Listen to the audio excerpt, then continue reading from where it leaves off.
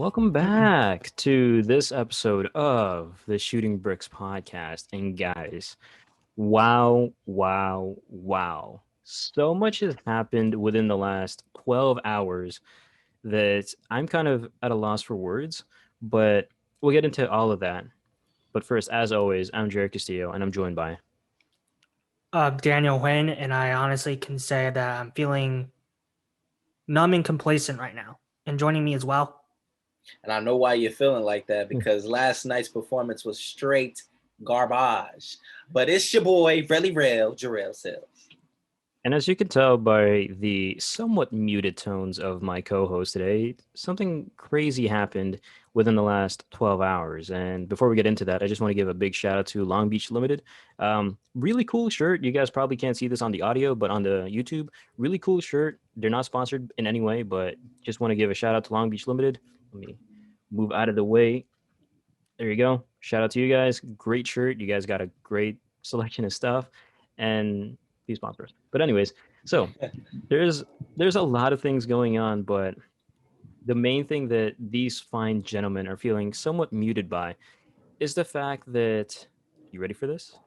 The Celtics have announced that Brad Stevens is now going to be the president of basketball operations. Now, I know we talk about the West a lot, and there's going to be an interesting switch up. We're going to talk about the East for a little bit because a lot of their series is basically over, and with one of them being the Brooklyn, Boston series. And so, guys, really quickly, what are your very, very, very raw thoughts and emotions? Because as you guys know, Danny Ainge, who was the president of basketball operations, he retired. And according to Woj, Ainge was thinking about leaving for several months, and who would be succeeding him. Now, in the same kind of, tweet blast that Woj had, he said that Brad Stevens is going to be the next head of basketball operations. According to Woj, Stevens had been worn down by coaching or with coaching since the bubble and welcomed the change. Brad Stevens is also going to be looking for the next head coach, who it could be a variety of people. Ime Udoka, Jason Kidd, Lloyd Pierce, Evan Turner, among others, are in the mix. And so, guys, really, really raw thoughts on this, because for me personally, I did not see this coming. I thought that Danny Ainge, he's always been known to be like, okay, we had a deal in place, but they were asking for too much. He was always that kind of person. But turns out that his lack of movement, I guess, player movement, whatever you want to call it, essentially cost him his job. So, thoughts on this? Completely strange course of events. In essence, I'm not really surprised at all. Listen, Danny Ainge, he had a great run, but at the end of the day, though, I just think his luck ran out. No The pun intended. Celtics, yes, no look, no pun intended. The Celtics, they were a solid team for many years. They just couldn't. The biggest problem though was that they couldn't get a ring. They couldn't get the job done. They didn't get banner 18, and that's ultimately, in my opinion, that's what cost Danny Ainge the job. Danny Ainge basically wasted many years for nothing, stacking up on assets, stacking up on young players. He spent too much time on the rebuild and didn't realize that what he could. He didn't really realize that he needed to execute it on what he had, and he simply didn't. And as far as Brad Stevens go, it's kind of a strange thing that he's now being promoted as president of basketball operations, because I've honestly never really seen a situation like that, and especially for a person as young as Brad Stevens. Brad Stevens is an elite head coach in my opinion, despite his struggles this year. So, and it's kind of weird because there's probably other candidates that could also fill in that job. So it's all a very strange situation. I don't really have a strong opinion on this. It's just like, wow, like that just happened. So I think Danny Ainge is basically done in the game of basketball. He's had his chance. He's got his one ring. I don't know if maybe there's a team out there that's looking for him, but the way I see it, Danny Ainge is now, in my eyes, a complete dinosaur. And G, really quickly, that's interesting because when you speak of candidates, right? Stephen A. Smith was actually on his talk shows saying how it's, like you said, it's a weird situation to see Brad Stevens get elevated into the president of Yeah. basketball operations. And yeah, I hate to get into race, but it's another white man getting another white man's job instead of someone of color getting that position or even getting interviewed for that position. So Agreed. just a just a little bit of just a little bit of backstory there. But go ahead, G. Hey, no offense to Boston, Massachusetts. It's a beautiful place, but I as a man of color, I don't know if I want to be in that position for that squad. Y'all seen what's been going on in the Garden, but it's a weird situation. It's a weird scenario, regardless of how you spin it. Just these different aspects that Jerry just mentioned and Daniel mentioned just makes it even more weird. Um, Ainge didn't get fired. He retired. He stepped down. So I feel like if he didn't want to leave, he would still be in this position. Of course, he hasn't delivered. The Celtics, their biggest accomplishment during this time has been a conference finals appearance where they lost to the Miami Heat. I don't know. It's a move. Maybe it's the best move because the Celtics haven't been able to deliver. Of course, they've been in the playoffs, but what success has equated from it? I mean, we have some great assets. We have some good talent. But as far as you constructing a squad that's going to compete, he hasn't been able to do it. Brad Stevens has proven to be an excellent coach, and I do agree with what Daniel said, his point about him being an elite coach. I agree with you. So maybe that mind that he brings to the hardwood can be used in the front office. So maybe this change is what the Celtics needed. It's probably also given an opportunity for another coach. You listed the coaches that they're thinking of potentially hiring. Ime Udoka, Jason Kidd, Lloyd Pierce, and Evan Turner all happen to be men of color. So maybe that is the position that they potentially get. Lloyd Pierce didn't get a chance in Atlanta. Jason Kidd, he's assistant coach right now. So I don't know. That's my thoughts on it. Let's see what the Celtics can do. I'm not by no means a Celtics fan, but Jason Tatum is awesome. Jaylen Brown is awesome. Kemba Walker, not so much, but I would like to see this squad do something. It's not the NBA without the Celtics being at the top, right? Yeah. And I just want to posit this question up to you guys because it's an interesting predicament that the Boston Celtics find themselves in. What do you think, or do you recall a time where it kind of signaled Ainge's time with the Celtics was ending? Because I can't personally recall one, but I think something that kind of helped nudge Danny Ainge to quote unquote retire is the fact that, again, going back to all those failed trades, like, Miles Turner for potentially Gordon Hayward, right? And a few picks. That would have been, dare I say, one of the better moves that he could have done. Maybe the way that the Isaiah Thomas situation could have played out might have been better. Do you guys ever see something like that happening with this, or no? It's just one of those things where his time is up. He's just become a dinosaur.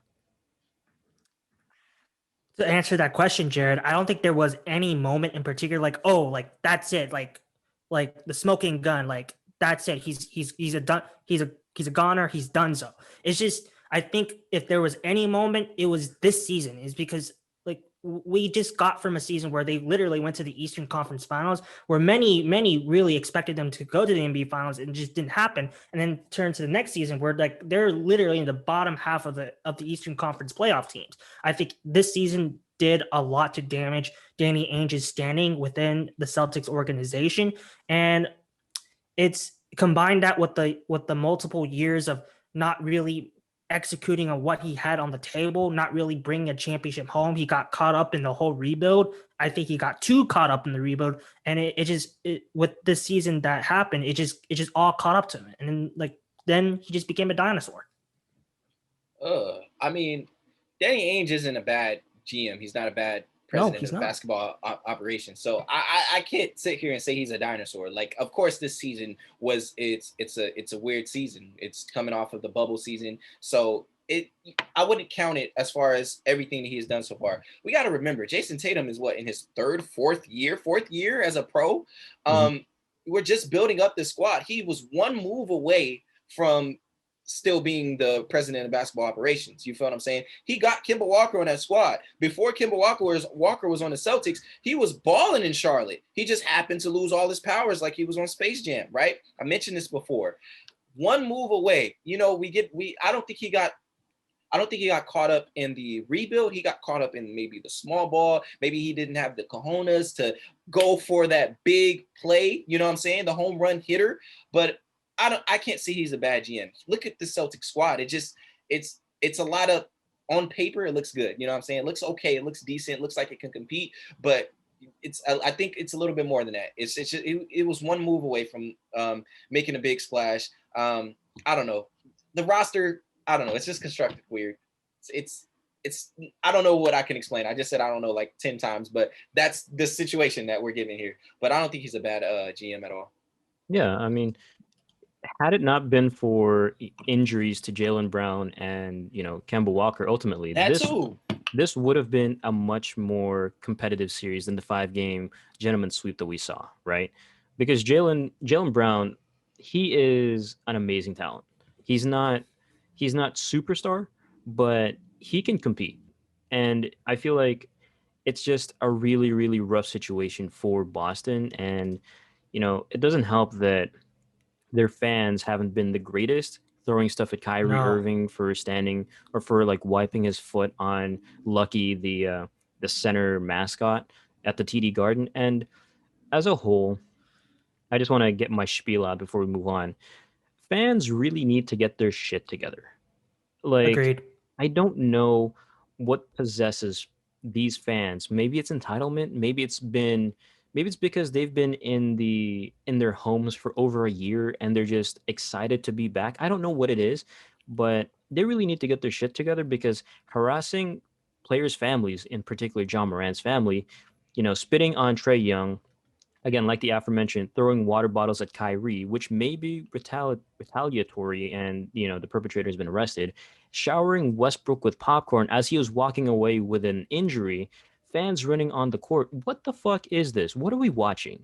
After a year, we've been talking about how it's great to have fans back. Gee, you even talked about having the fans back. It's wonderful. But what the fuck is this shit? Have we devolved so much after a year of isolation that we resort to these tactics that tactless? it's it really boggles the mind as to why people are doing this. I don't know why this is happening. People really should put their self in check, and they really need to stop doing this because they're lucky enough to go to a game. The three of us, we haven't been to a game in I don't know how long, right? In a long time, basically put. And these fans get to have this experience of a lifetime that many millions of us would crave, and they're doing this crass shit. What is going on? Go ahead, Daniel. There needs to be some type of regulation, for better or worse. The advantage the NBA has with their games is that fans have the opportunity to sit so close to the players. For a fan experience, that's a great advantage, but we're seeing the great disadvantage of that, where we get these crazy fans that think it's okay to literally harass these players. Look, putting our team allegiances aside, people got to realize these players are actually still human beings and they need to be treated with respect. So touching them, spitting at them, throwing popcorn at them, that's Bottles crossing the too. line.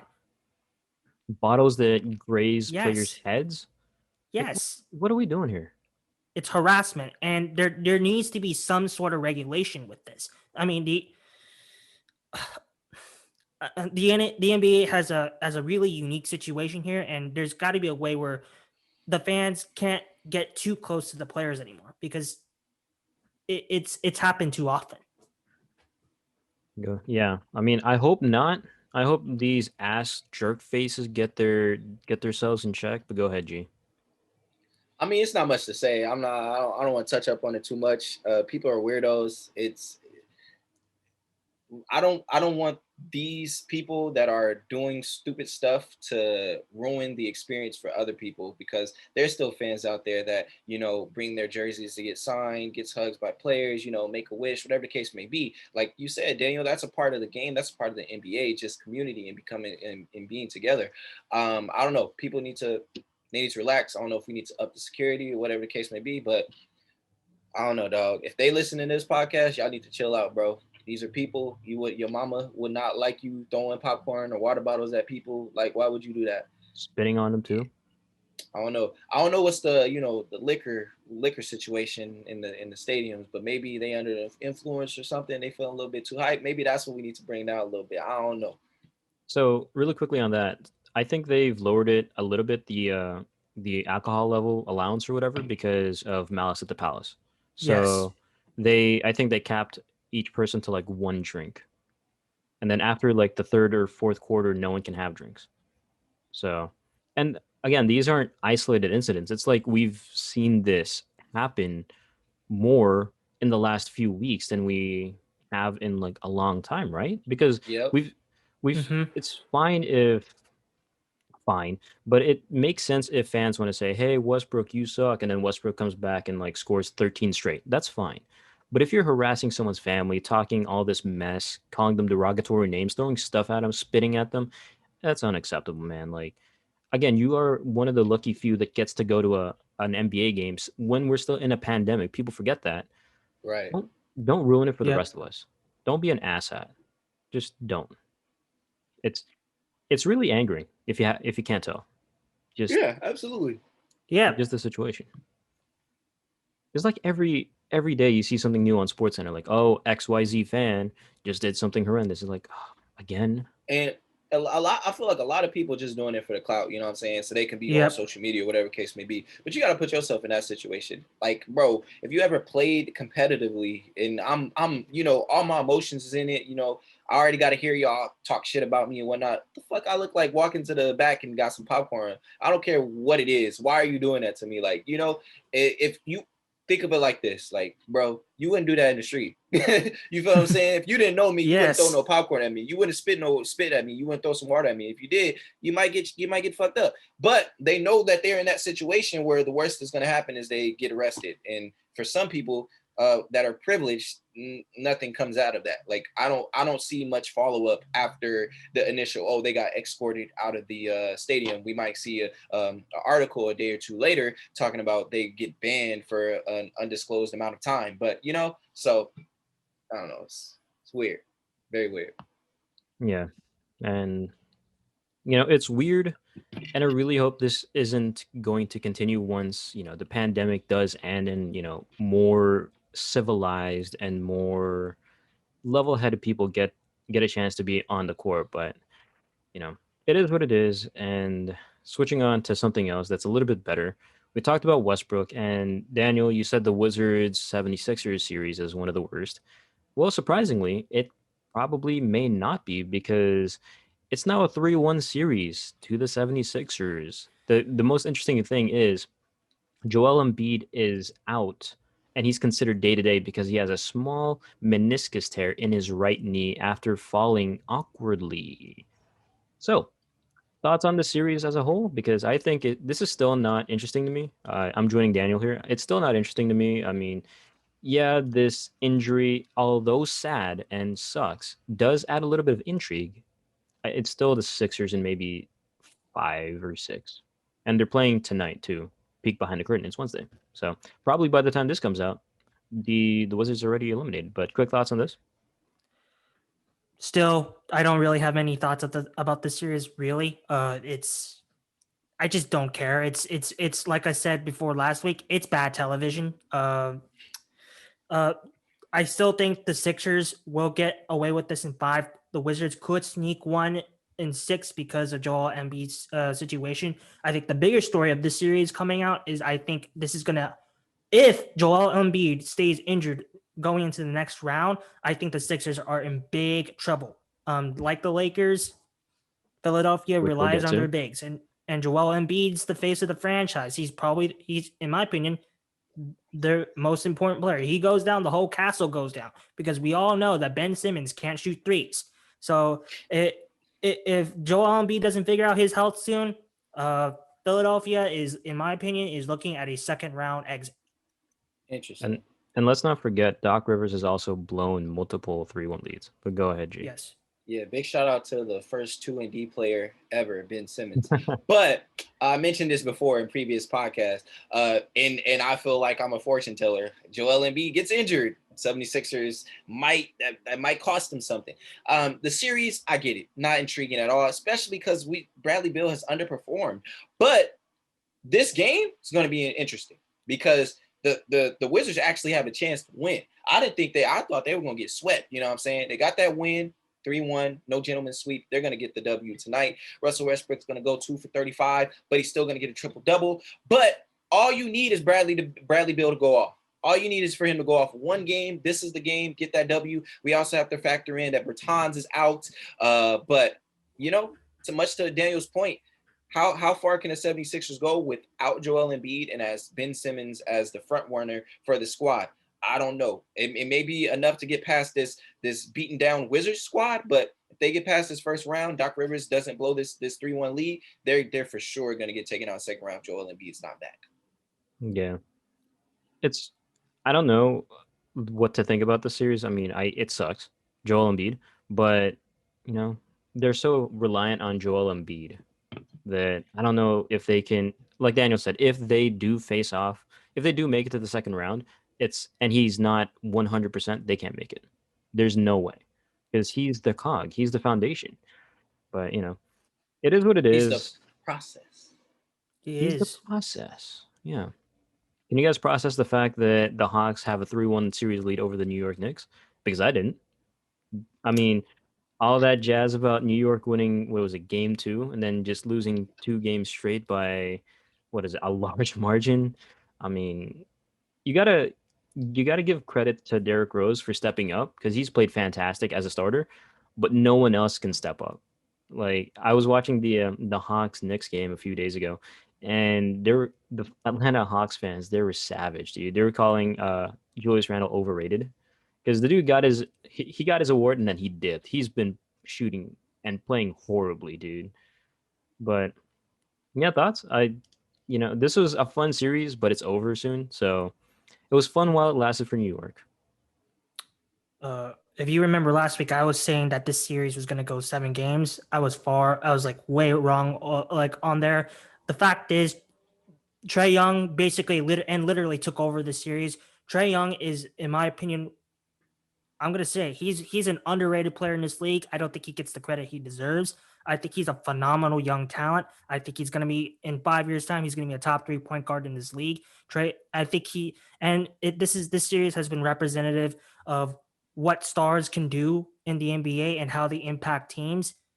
The New York Knicks, they're a good team, but they lack stars, and Trae Young is the star on his team, and the Hawks took advantage of that, and the Knicks have simply have had no answer. Still, even though it wasn't like the 7-game thrill I thought it was going to be, it was still fun to watch. It was still great TV. It was great seeing Spike Lee, Moody on the sidelines. So it's a fun series. I don't think the Hawks go any further than this, but it kind of shows you, like, Trae Young is going to do a lot of good things in this league going forward. And this might be the start of a story. Trae Young might be the Knick killer. He's the bad guy in the Garden. But this might contradict previous statements before in earlier episodes about Julius Randle. It said he was in between that all-star and star spectrum here. And I guess this is what we're seeing, much as to what we're seeing of Dennis Schroeder and how he's performing. But we'll get into that a little bit later. But Julius Randle is underperforming, and I think that's been the biggest disappointment of this series. But this is just showing his true colors. I'm not saying that he's an awful basketball player, because he's been phenomenal this regular season, but this is playoff basketball. This is a totally different realm. And correct me if I'm wrong, but is this Julius Randle's first playoff appearance? I think so, yeah. I think it has to be. So not only is he inserted in this new role as the go-to guy, but he's also inexperienced. Even if this is not his first playoff experience, maybe it might be his second, but I'm pretty sure it's his first, because he's been on some bad teams. But maybe with the Pelicans. I mean, nope. even still, right? This is not. Go ahead. This is foreign. This is foreign for him, because regardless, even if he went with the Pelicans with AD, AD's the go-to. You're the go-to. You're the man. So this is just showing that Julius Randle might be that second, that 1-2 punch. He's the 2 and the 1. So obviously, it is his first series. So this is his first series, unexperienced, in a new role. I'm not trying to give excuses, just trying to give some context here. But Yeah, I think the biggest thing that came out of this is Trae Young. He's growing into his own. I said before, he's the villain, and he's proving it now. Go ahead and hit a dagger in the New York Knicks face, and then go ahead and give a smirk or a smile to Spike Lee, and then you just solidified yourself as a phenomenal player, in my opinion, Trae Young. So yeah, Hawks are gonna win the next game. Gentlemen's sweep. Yeah, and we're talking about Julius Randle. He's averaging 16 points and 11 rebounds and four assists, which on the surface it's fine. But he's shooting 27% from the field and 33 from three-point land. We're talking about, you know, stars, right? And Derrick Rose took kind of like an easy regular season coming off the bench and just saving his energy. But then when it came time for playoffs, he was there. He was showing out. And I guess that's what distinguishes like an all-star from a superstar. Julius Randle is an all-star. Derrick Rose is a superstar. And you can just use this as an example as to how to differentiate the two. Was I mean, he was a superstar? He I gotta say was a he was. superstar. I wouldn't Was. say he's a superstar now. I'm gonna say he's still a superstar right now. Can't He's give it to still him. because he's the only one playing well for a Knicks team that needs help, and so I'm gonna give it to him just for this. If he continues this, then yeah, sure. But I mean, it is what it is, right? Like we're talking about the East and the Knicks Hawks series, which we thought would go seven, which it didn't. But another series that we thought would go long would be the Heat Bucks, and that was just incredibly disappointing. If there's one thing to note about this particular series, it's this. Jimmy Butler had 58 points. Bryn Forbes had 60 in the series. So, really quick thoughts on this. Personally, disappointed with Miami. Wasn't what I was expecting. I don't think Victor Oladipo would have helped as much either. But it is what it is. Sorry, you're the first team to go to go fishing. But I mean, hey, you're in Miami, so it's not that far.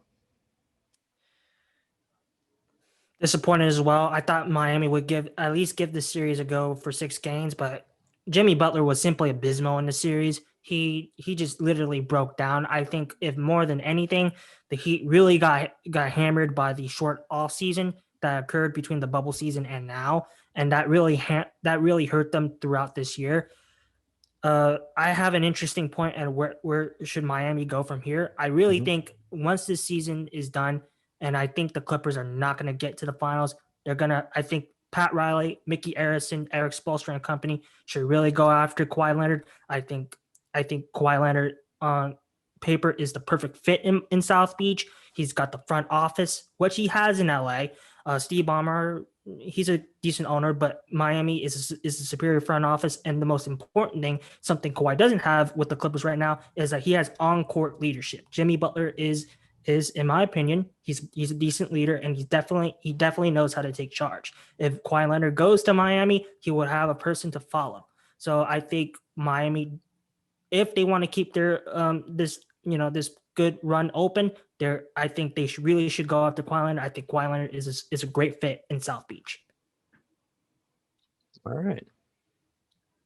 Very interesting points here. You're gonna have to convince Uncle Dennis to pry him away from his hometown. But I feel like I just want to just touch up on that because it was an interesting point. I just feel like wherever Kawhi happens to go, whether he stays in LA or with the Clippers or goes to the Heat, it's a lose-lose situation for him regardless. And the reason why I say that is because the construction of the squad. I know you got Jimmy Butler and Bam over there, but what else support do you have? You know what I'm saying? Tyler Hero hasn't shown up. Goran Dragic is bad. He's damaged goods now.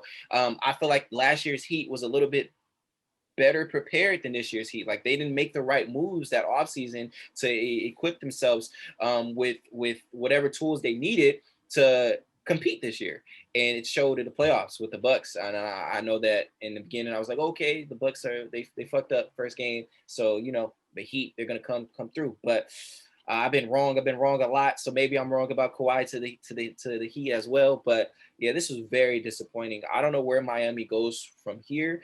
They've just been making a lot of weird decisions, kind of close similar to like the Celtics, but just in a matter of getting players like Victor Oladipo, who's even more damaged goods. How do you keep getting players that are injured? You already have a lot of injuries on your squad. Why are you going for players that are injured or injury prone? So I don't know. I feel like the Heat are going to be one of those 7 to 8 seeds for the next years to come. Jimmy Butler is entering the twilight, regardless how you look at it. And I don't know who they're building with, Bam, and who else, because Tyler Hero hasn't shown up. I don't know what's Probably going on with Duncan him. Robinson, right? At this point, he's a phenomenal. Oh, He's like Joe Harris light. okay, you go build around Joe Harris. You go build around JJ Redick. You go build around Kyle Korver. I'm sorry. That's not competing in this league. Yeah, I mean that's fair. If you're the Heat, the prestige will get you something. If it's a meeting, sure. That's we don't know what Victor Oladipo's status is for next year. He could be out for the entire year, but Jimmy and Bam, they're always going to be competitive, and you'll be for damn sure that Pat Riley's going to have something competitive out there. But we've we've kind of strung out this topic for way too long. Daniel, you talked about the Lakers. G, you talk about disappointments. Well, let's talk about the disappointing Lakers. So, because in game 5, the Suns absolutely destroyed the Lakers and now lead 3-2 in the series. I mean, I didn't see this coming, especially the massive destruction that the Lakers underwent through in game 5. But something I did notice was how it's kind of strange the way that LeBron has been acting, because in game 4, after Dennis Schroeder missed that layup, I think it was late in the fourth, he just hung his head and he just jogged back on defense, right? And then in game 5, he left with 5 minutes left to go in the fourth quarter.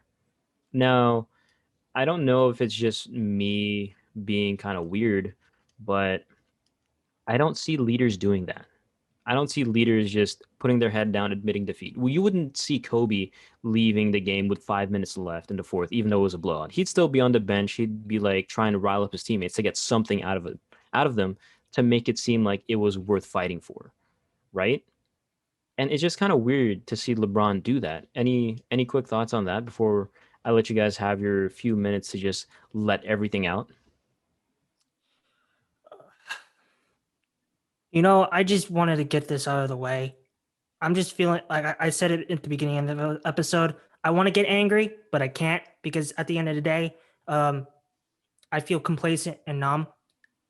I'm feeling that way is because if I'm not going to react passionately to this, because if the guys on the court of my team, you know, don't care, then why should I care? LeBron James and these guys, we're clearly lacking the chemistry we had last year, and it's obvious from the play on the court we saw, especially in Game 4 post AD injury, that these guys don't give a shit. Dennis Schroeder doesn't even want to be here. LeBron James knows this, and he's not acting like a leader right now. I'm calling him out. Like I don't really have much words for this, because I just I'm sorry, Jarrod. Like, I don't care since they don't care. You don't have to apologize to me. I'm not a Laker fan, but go ahead, G. So if you see my shirt right now, it says "Be a Hero." I'm gonna come to the rescue a little bit here for LeBron James and defend him here a little bit. We've seen this out of LeBron multiple times, regardless of what squad he's on. There's players that do boneheaded stuff. J.R. Smith, for one, Kyle Kuzma. I've seen this with this teams in years past with LeBron on it, where they do stupid stuff and LeBron gets frustrated, gets irritated. For instance, I believe it was game 2, game 3-ish. I don't have my specific games, but I know it was during this series. LeBron James goes on a fast break, kicks out an outlet pass to Kyle Kuzma. He's running to the basket like, oh yeah, you're about to lob this ball up to me and dunk it. What does Kyle Kuzma do? He shoots a floater. Clink, clink, clink, clink. Of course, because he ain't making shit. He only got 5 points this series. LeBron James is like, oh, you serious, bro? Because the IQ isn't there. I understand LeBron's frustration. I understand his irritation. I'm not saying that these are excuses for him to perform or behave the way he does, but we've seen this in players, Michael Jordan, Kobe as well, where I'm not saying Kobe gives up on the play, but he'll shake his head in irritation. People handle it a different way, and LeBron James has handled it like this his whole career. But much to what you said, Daniel, when players are coming out here not giving a shit and they're doing stupid stuff, how am I supposed to react, bro? LeBron James, I mentioned this in last week's episode. He's 36 freaking years old. I don't know what we're expecting from him. He's expecting a 27-year-old Dennis Schroeder, a 28-year-old Andre Drummond, a 25-year-old Kyle Kuzma to be able to compete, play basketball, do what you did to get yourself to be in the NBA. You got to the NBA without LeBron James. Why the fuck you on my team and you can't do shit?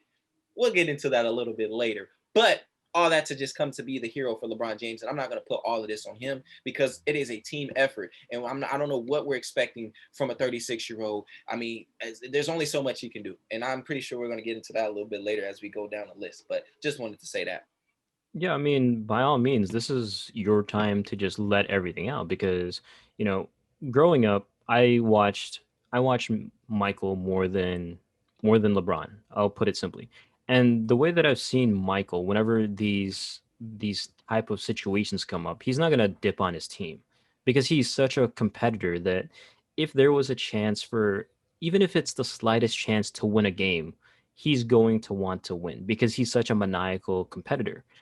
And with LeBron, I feel like his passive aggressiveness kind of comes off as it doesn't come off right, right? I mean, he's 36-year-old, true, and he has all these young guys around him, true, and they're not performing up to the level that he expects from them, true. But at the same time, isn't it up to the leader to try and get them to that level that he's on by doing something? I mean, if he's gonna do that and sulk, right? Then You don't think he's tried? I mean, he I mean, might look, listen. really quickly, really quickly. Go ahead. He did that with KCP, right? He said, shoot the damn ball, right? Yeah. But it just, I don't know. Obviously we're outsiders looking in and stories could be wildly different. But comparing him to Michael or even Kobe in this respect, because they are such maniacal winners, they want to win so badly. It's just really difficult to see that, for lack of a better term, that Mamba mentality inside of LeBron these last few games. At least that willingness to go the extra distance to go rile up their team. And like you said, it's the outside looking in. Yeah. We keep comparing them to Kobe and Mike, and these two players are score first mentality, right? LeBron James is pass first mentality, but just happens to be an amazing gifted scorer. So it's a difference. I've seen Kobe and Mike cuss out players. LeBron James might not do it initially because or in this past game because of what he's got. He does this. He does this every year. So I don't know why we're acting so different that he tries to get his teammates involved because he understands this is a team game and he can't do it alone. Michael couldn't do it alone. He had Scottie Pippen. He had Dennis Rodman. Kobe couldn't do it alone. He had Kobe. He had Shaq. He had Pau Gasol. He had Lamar Odom. LeBron James, who he got out here? AD is made of glass. LeBron James is getting triple to quadruple team after he just almost fucking broke his ankle. His game has changed a little bit.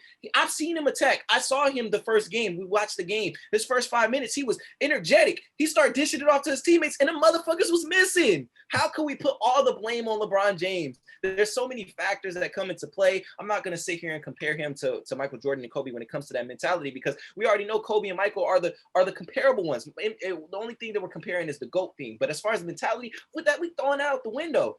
Look at what we're presented with.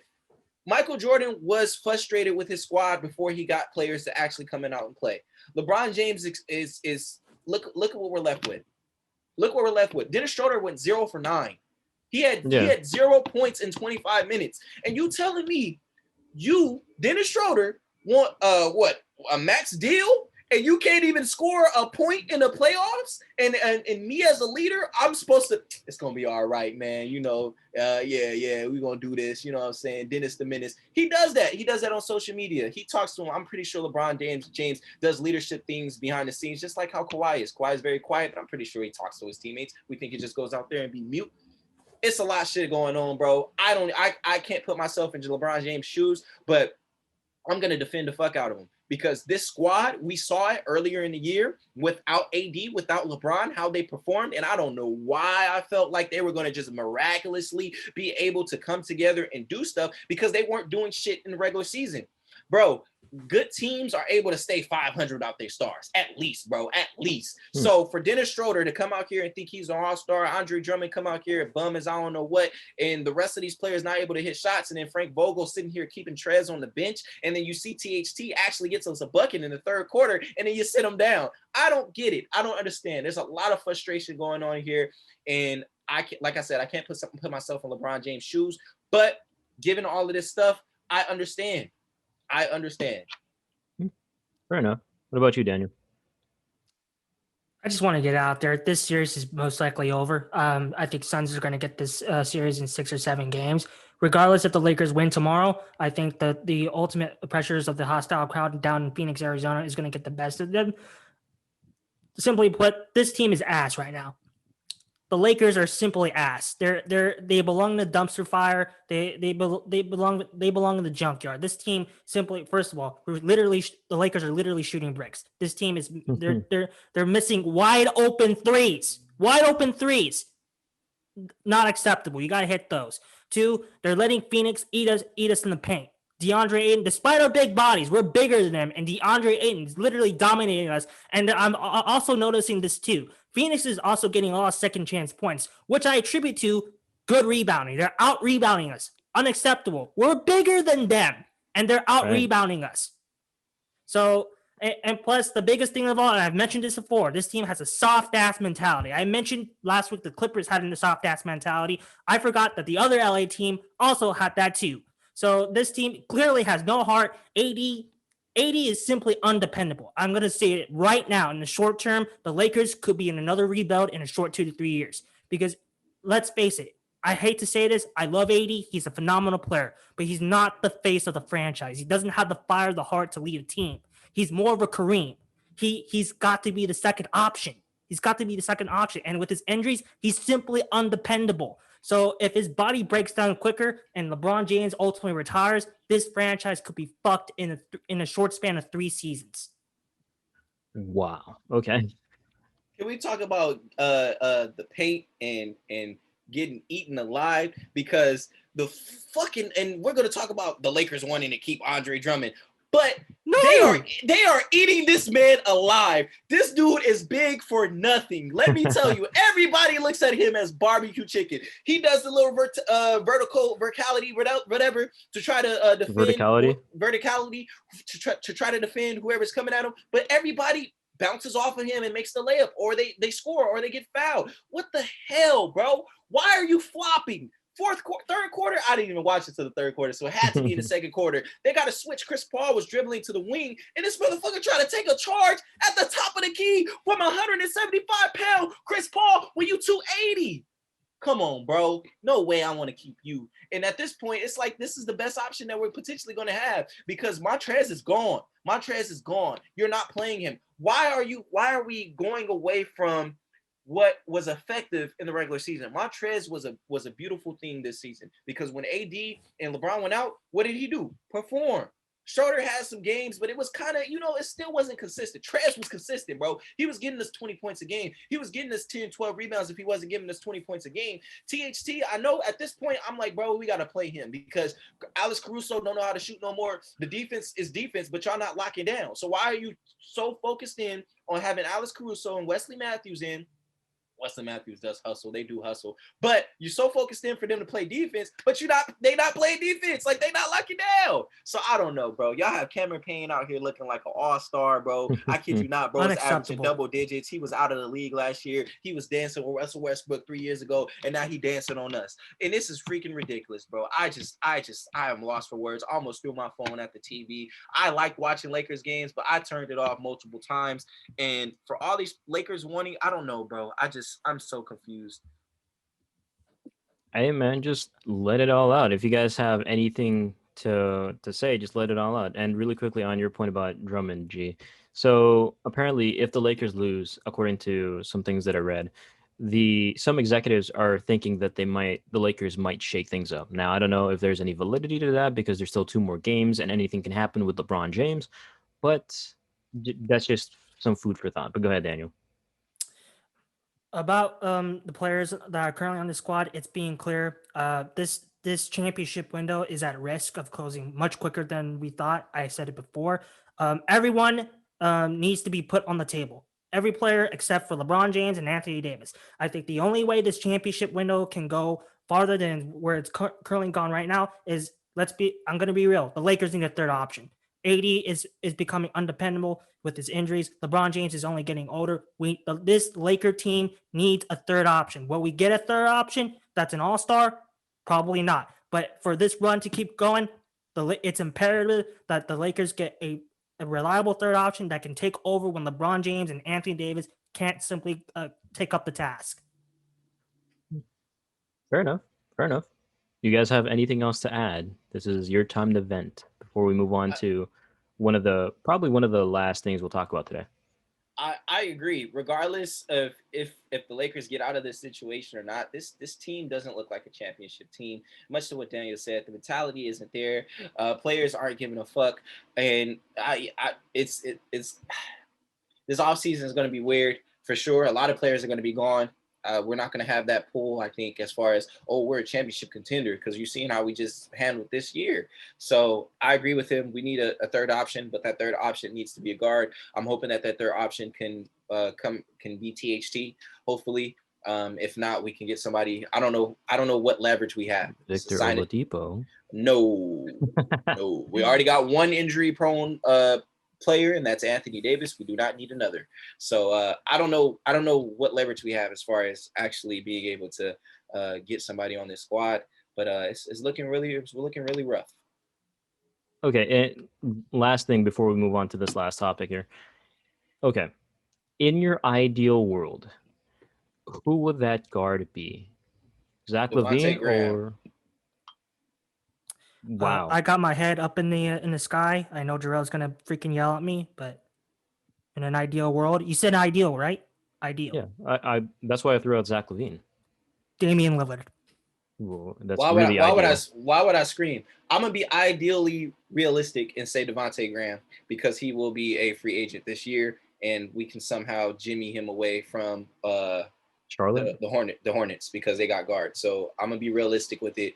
Saw some news on it, and I even mentioned it in the podcast earlier as far as trades go. So Devontae Graham, that's what I'm gonna roll with. But if we could get Dame time, of course. But he's loyal to the soil, and that's actually one of his songs when I say that. So that's a reference to that. But he's loyal to the soil, so I don't think he's going anywhere. But yeah. Well, he may not be going anywhere, but you know where we're headed, because that's a great segue. We're going to talk about Dame Lillard, because man, he is one hell of a player. Gee, you talked about players going off earlier in the podcast. Well, Damian Lillard went off for 55 points in the 147-140 loss against the Nuggets. The Nuggets have a 3-2 series lead. Now, think about it this way. Lillard, he is fantastic, right? He had 55, and he had an NBA record 12 threes, and he hit 2 threes to send it to overtime and double overtime. And check this. He's the only player in NBA history with 50 points, 10 assists, and more than 10 made threes, and he's done it twice. His line for the night, 55 points, 6 rebounds, 10 assists, and only 1 turnover, with 55 being his playoff career high. Now, another thing to put into context, Dame had 17 points in the 2 overtime periods. His teammates had 2 on 1 of 19 shooting. Dame is must-watch basketball by himself. I don't know about the Trailblazers. Thoughts on the series, because Dame is a phenomenal athlete. He's a phenomenal talent. He's, dare I say, a Hall of Famer right now. You guys can fight me if you want to. Y'all probably going to win because I don't fight, but he is undoubtedly a Hall of Famer. And performances like this just goes to show that Portland needs to get their stuff together, their act together, because they're wasting a meteoric superstar. There's no other way to put it. They're just wasting time.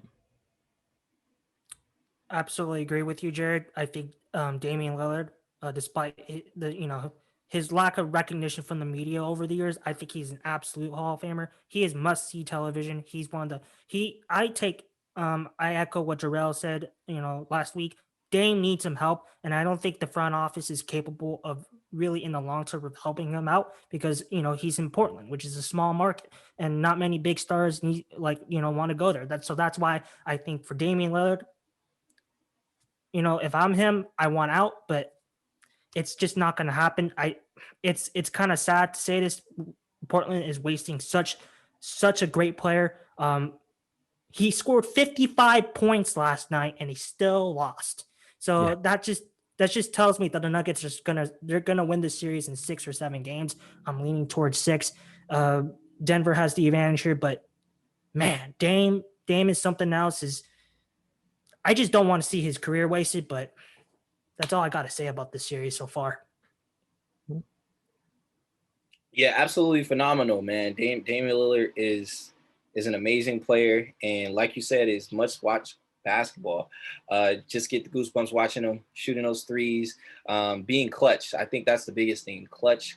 He might be the clutchest player in the NBA today. Agree with majority what most of you guys were saying as far as Hall of Famer. I think it's about time where the GM has to start thinking about CJ McCollum in his future with this squad. I know Damian Lillard is all about loyalty as far as his teammates go and the organization.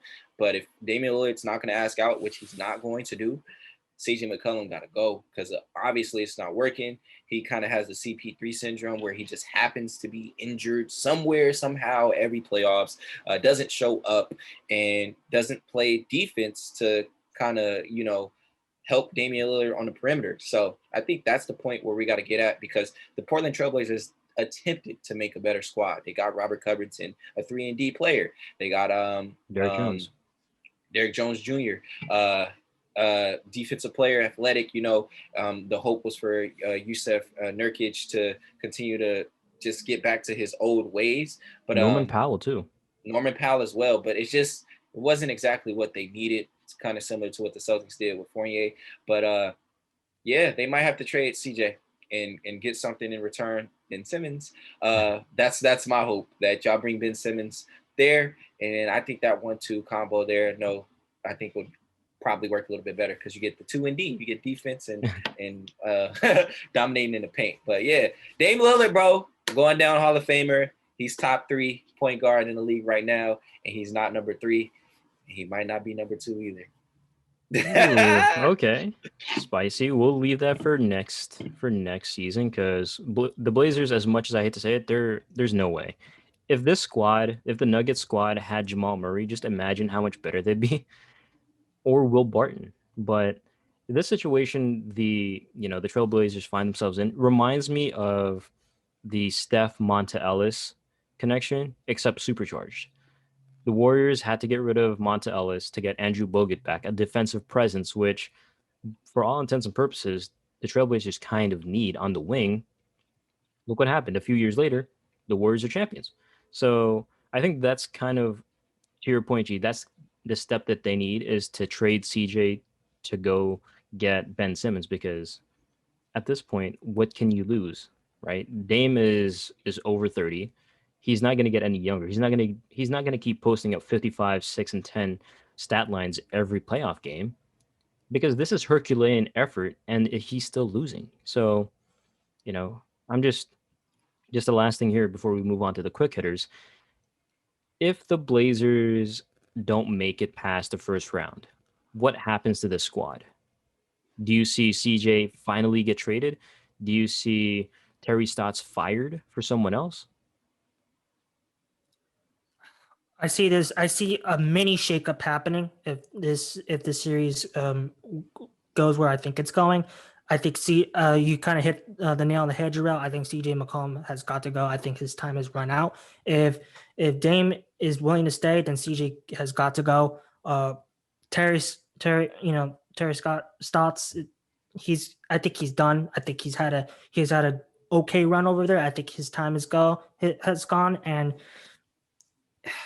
I don't know, man. I just don't trust his front office. I just don't trust the front office. They can't do the necessary moves to bring about a championship contender for Damian Lillard. Yeah, and it's not like CJ's playing bad too. He's averaging 26 and 4 assists in 40 minutes in the 5-game series so far. But go ahead, G. It could go one or two ways. If we take a look at the track record for the Portland Trailblazers, every season they're making massive roster changes as far as like 5 players being like switched in and out. Like, I don't know if that's the formula for them. Maybe they need patience. Maybe they need time to get this team together and be healthy because, you know, they were missing Zach Collins and that might have been a big factor. I don't know. But maybe they be patient with it if they don't trade CJ McCollum to get a star back in return.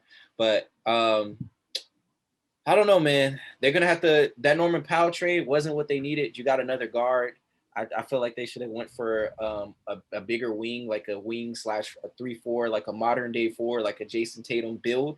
Not Jason Tatum, but you know what I'm saying, somebody that could play the 2, 3, and the 4. So Aaron Gordon, maybe. Aaron Gordon, yeah, that could have worked. I think you would have wanted to call that out, right? That you wanted him to go to the Trailblazers. Nah, you wanted him to go to the Warriors. Never mind. Take that back. But yeah, I agree with Daniel though. Head coach is gone. He should be gone. Not doing much. They haven't. When's the last time they had playoff success? 3-4 years ago. Yeah, they made it to the conference finals, I think, in 2019, I think, and then got swept by the Warriors. That was the Myers Leonard game. Bruh. All right, well, I don't know, man. That's saying a lot. Yeah. Dropped 30 and then literally dipped from the league, never to be seen again. Not probably, for good reason. He's an ass. But yeah, I mean, it sucks that the Trailblazers find themselves in this situation. They're wasting Lillard's talents, and hopefully, you know, they can figure something out. But, you know, just a few more quick hitters here before we wrap things up. So, G, you and I were playing basketball when this happened, but thoughts and prayers to Mark Eaton's family. The 64-year-old died over the weekend, and he was an All-Star and a 2-time Defensive Player of the Year winner. I saw a thing that Mark Stein wrote. They found the 64-year-old because he was an avid biker. They found him unconscious on someone's driveway, and that was just it.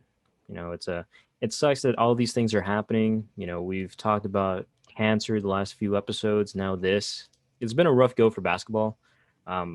Fans, players, and now ex-players too. Rough situation all around.